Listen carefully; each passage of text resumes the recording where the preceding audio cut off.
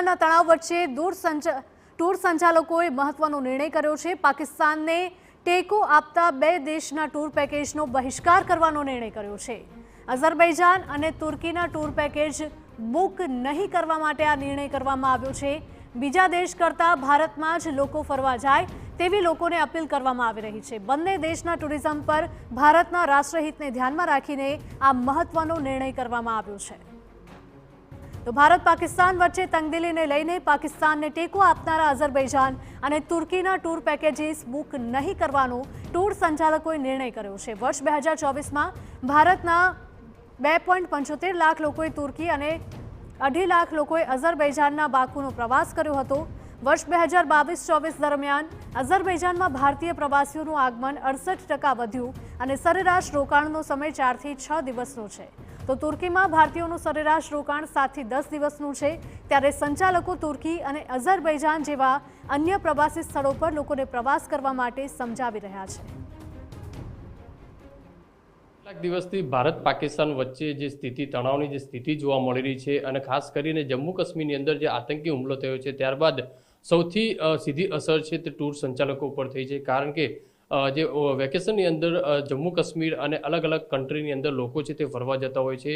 ત્યારે એક વાત સામે આવી રહી છે કે ભારત પાકિસ્તાન વચ્ચે જે રીતે તણાવની સ્થિતિ છે અને જે વિરોધી દેશોને જે દેશ સપોર્ટ કરી રહ્યા છે તે દેશની અંદર ટૂર સંચાલકો છે ત્યાં ટૂર જે છે તે કેન્સલ કરી રહ્યા છે। તો આપણી સાથે સુરતના જે ટૂર સંચાલક છે જેવી ટૂર્સ જે છે તેમના સંચાલક છે તેમની સાથે વાત કરીશું। કઈ રીતની અત્યારે ભારત પાકિસ્તાનની સ્થિતિ છે, કઈ રીતનું જે રીતે ઇન્ક્વાયરી આવી રહી છે અને જે પાકિસ્તાને જે સપોર્ટ કરી રહ્યા છે ત્યાં હવે તમે ટૂર નથી લઈ રહ્યા?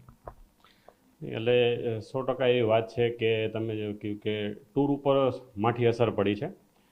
સૌપ્રથમ તો ઇન્ક્વાયરીનો ફ્લો અને કેન્સલેશનનો જે રેશિયો છે કે જે પ્રી પ્લાન હતા, હવે લોકો જાગૃત છે, 2 મહિના 3 મહિના પહેલાં બધા તૈયારીઓ કરે છે, તો ઘણી બધી તૈયારીઓ થઈ ચૂકી હતી, એ કેન્સલેશન પણ થયું છે।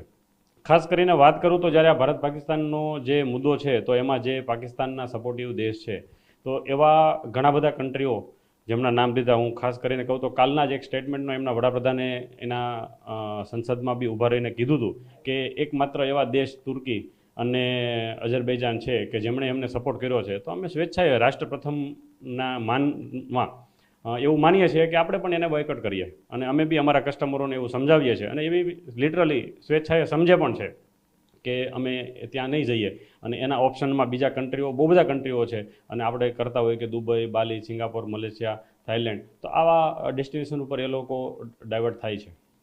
જમ્મુ કાશ્મીરની અંદર કઈ રીતે ઇન્ક્વાયરી આવી રહી છે? છેલ્લા કેટલા દિવસથી ઝીરો ઇન્ક્વાયરી અથવા તો લોકોએ ટૂર કેન્સલ કરાવી લીધી? હા, ઓલમોસ્ટ તમને કહું તો 100% કેન્સલેશન છે। જે રીતે હુમલો થયો છે અને લોકોના મનમાં એક ભય ઊભો થયો છે એના હિસાબે અમારું જે કંઈ પણ પ્રી પ્લાનિંગ હતું એમાં 100% કેન્સલેશન આવ્યું છે। પણ એવું મારું માનવું છે કે આફ્ટર કેન્સલેશન પછી પણ અમે લોકોને સમજાવ્યું છે અને બતાવ્યું છે કે ઓન ગ્રાઉન્ડ અમારી એક ટીમ જ્યારે હુમલો થયો ત્યારે પણ ત્યાં ગ્રાઉન્ડ ઉપર હતી। બીજા વળતા દિવસે જે સ્વેચ્છાએ સ્વયંભૂ બંધને છોડીને બાકી દરેક દિવસે હાલાત બિલકુલ સામાન્ય હતા। ટુરિસ્ટ આજે પણ ફરે છે અને જાય છે, પણ યુદ્ધના માહોલમાં હું એવું માનું છું કે જે કાંઈ 2-5 દિવસનો સમય પછી માહોલ સામાન્ય થાય તો આપણે ઉત્તર ભારતના પ્રવાસો રેગ્યુલર કરી શકાય છે। શું કહેવું છે આપનું?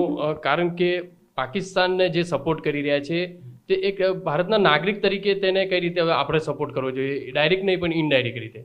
મારું તો ખાલી એટલું જ કહેવું છે કે જે પાકિસ્તાનને સપોર્ટિંગ જે પણ કન્ટ્રી છે તો તેના પ્રવાસ આપણે કેન્સલ કરવા જોઈએ અને એની જગ્યાએ આપણે જે ઇન્ડિયાના ડોમેસ્ટિક પ્રવાસો છે તેને પ્રમોટ કરીને પહેલાં ત્યાં પ્રાયોરિટી આપીને ફરવા જવું જોઈએ। બસ આટલું જ મારું કહેવું છે।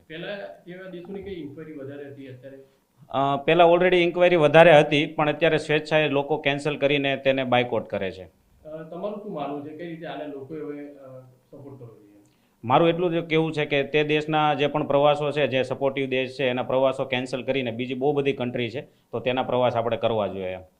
જે રીતે સુરતની વાત કરીએ તો સુરતના જે ટૂર સંચાલકો છે, સ્થાનિક લોકો છે પણ એ જ માની રહ્યા છે કે પાકિસ્તાનને જે દેશો સપોર્ટ કરી રહ્યા છે તે દેશને ટૂર કેન્સલ કરવી જોઈએ અથવા તો ત્યાં ફરવા માટે ન જવું જોઈએ અને ઓપ્શનની અંદર બીજા અનેક જે કન્ટ્રીઓ છે તે ફરવા લાયક અથવા તો ભારતની અંદર જે નાની મોટી જે જગ્યાઓ છે ત્યાં ટૂર કરવો જરૂરી છે, જેથી આપણે ભારત સરકારને આર્થિક રીતે પણ આમ સામાન્ય રીતે તેને સપોર્ટ કરવા માટેનો એક પ્રયત્ન છે તે ટૂર સંચાલક દ્વારા કરવામાં આવ્યો છે। કેમેરામેન સંજય ચંડલ સાથે બલદેવ સુથાર, TV9 સુરત.